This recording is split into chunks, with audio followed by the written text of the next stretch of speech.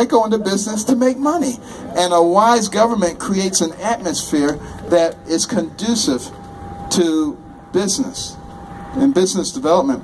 Now, what I would do with all that money overseas, there's over $2 trillion overseas, and people aren't bringing it back. I can remember many an afternoon sitting around corporate board tables talking about what are we going to do with all that money overseas since we can't bring it back here.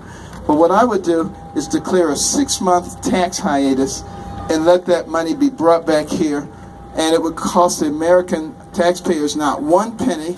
And I would just stipulate that 10% of it had to be used for job creation, for people on welfare, and people who are unemployed.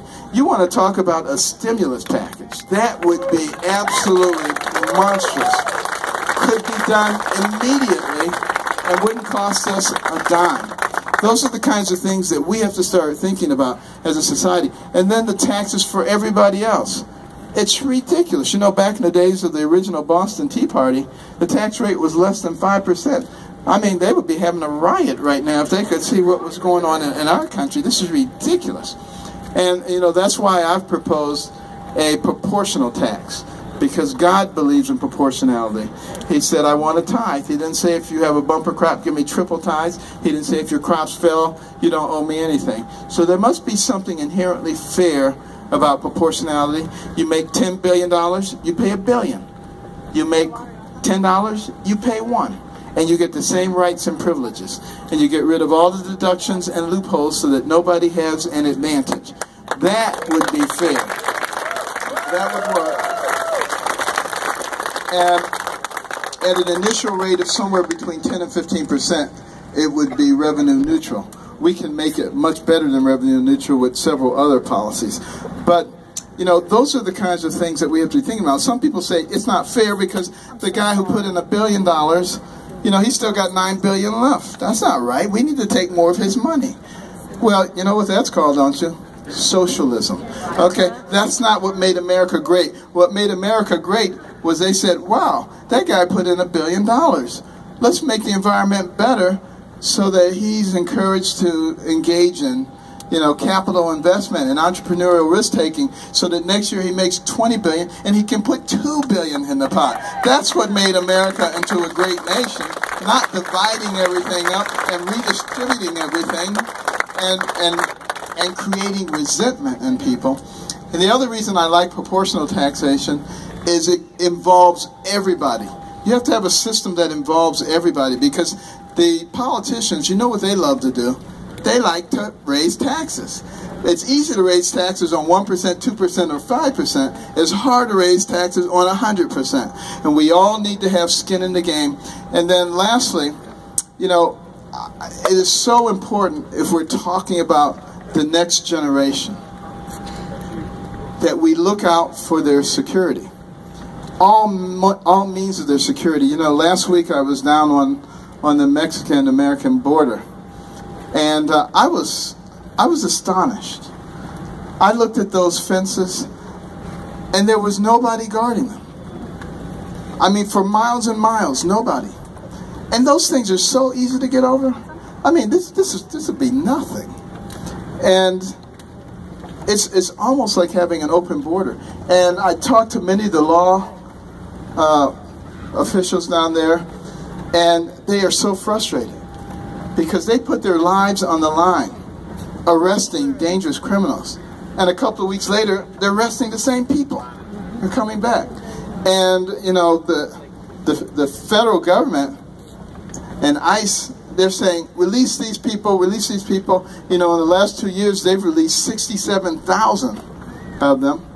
And you know, last week a bulletin came out down in Arizona. They were talking about some of the ones who were just recently released. There was a very violent criminal from Russia, one from Iraq. You know, you think about, you know, what is really going on and the kinds of people that we're dealing with. And it's Sudan, where you have a lot of, you know, radical Islamic type people. They're coming over here, and they are easily getting across the border. And believe me, they are setting up in our country, and they are preparing to do bad things, And this is not a time for us to be politically correct. This is a time for us to exercise some brain power before bad things happen. And then when we look overseas and we see ISIS and all the other radical jihadists who want to destroy us, some people say, you know, let's not get involved because we made a mistake in 2003 and we went into Iraq and it cost us a lot of money and a lot of lives. Newsflash. That was a very different situation in 2003. That had nothing to do with our existence. This is an existential threat. These radical jihadists are. They want to destroy us. They want to destroy our way of life. They will go to all lengths in order to do that. And we have two choices. We can allow them to do it and sit there and act like they're the JV and drop a few bombs in the desert and say we're doing something. Or we can use every resource known to us, both overt and covert, and every warfare tactic known to us, and we can get rid of them first. And that's what I would do. And we need to be smart enough to recognize that our electric grid is very, very vulnerable. It's old, and it could be easily disrupted, which would put us in a chaos. We need to be working on our cybersecurity, our offensive and defensive capabilities. And when someone attacks us, we need to attack them back so hard that they will never think about doing it again. And we need to reestablish the space program. Now, I know that seems like a peripheral issue, but it is not. Because we have to pay $77 million every time we want to send an astronaut into space by the Russians, and they are gaining control of space. The Chinese are trying to do that now. Let me tell you something. In the future, he who controls space controls the Earth. That's the way it works. And if the people who control it are not our friends, we're going to see a very dramatic change. You know, we have to start thinking forward. We have to think ahead. We can't just sit around and react to what's going on. And we must remember that the reason that we have the freedoms that we have now is because there were people who cared about us, people who were willing to put their lives on the line, people who were willing to put their fortunes on the line before. And, you know, I know we all care very much about the next generation, about our children and our grandchildren. And this is why we cannot let the traditional political class continue to run their scam on the American people. You know, this country is of, for, and by the people. It is not of, for, and by the government or the political class. And it is our will that should dictate what's going on. We shouldn't be sitting around scratching our heads saying, what's going on? Why are they doing that to us?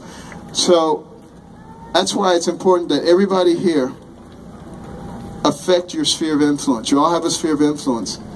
Talk to the people that you can influence and get them to understand that sitting on their hands and complaining, not being registered, and not voting is actually voting. But they're voting for the wrong side. And they're voting for the continued deterioration of America.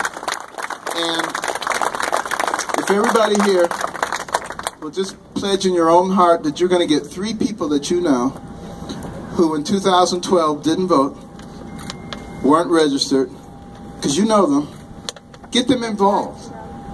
And get them to know what the issues are. And get them ready to vote. I don't even care if they don't vote for me.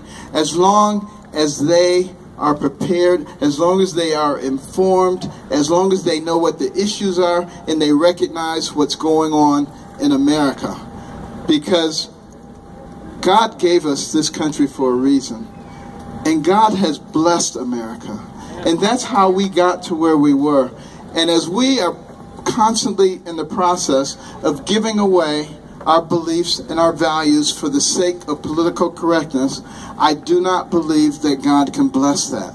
As we are busily destroying life and not caring about a culture of life and not being compassionate toward others and trying to destroy anybody who disagrees with you. Believe me, those are characteristics that do not come from God. They come from the other side.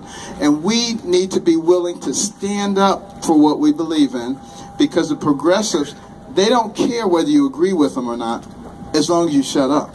As long as you keep your mouth shut and stay quiet so that they can drive the boat. Well, Thomas Jefferson said that we would reach this point. And if anybody knew, it was him. He said we would stop paying attention, we would become lackadaisical, we would be more interested in who's on Dancing with the Stars. He didn't use that example, but that was his point. And he said as a result of that, the government would grow and infiltrate every aspect of our lives. But just before we turned into something else, he said the American people would wake up and they would regain control of our nation. And this is the time for that. Thank you very much.